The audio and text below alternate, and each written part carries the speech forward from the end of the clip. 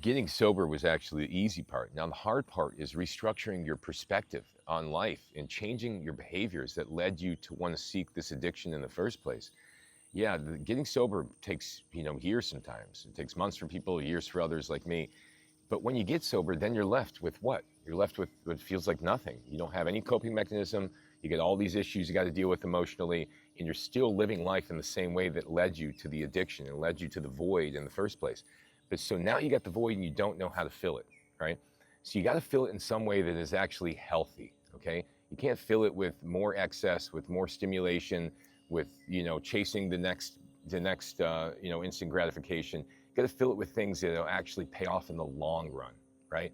Things like researching into recovering from trauma, brain retraining, nervous system retraining, eating the right foods, eating mostly plants, meditation, deep breathing, nature, getting out in nature, going on walks, helping others, putting time into serving others and helping others through difficult things that they've gone through. This is the way you actually heal. It's the way you actually heal. You got to want your recovery as much as you wanted the substance. You got to go out there and chase it. You got to try to discover this new version of yourself, and you got to go ahead and be that person. You got to be that person.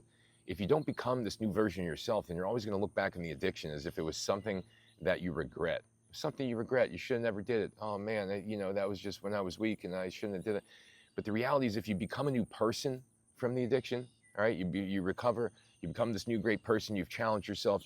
Now you're eating right. Now you're exercising. Now you're sleeping right. Now you're taking care of yourself. Now you're on a good schedule. Now you got a good job. All that, all these things. Then guess what? The addiction was the only thing that could have led you there. That challenged you enough to make those decisions consistently to go ahead and help you overcome the hump that you were stuck on in your life. It's kind of what happened with me. The addiction became a blessing in the long run because it forced me to make changes in my life that allowed me to live a happier and more fulfilling life in the long run.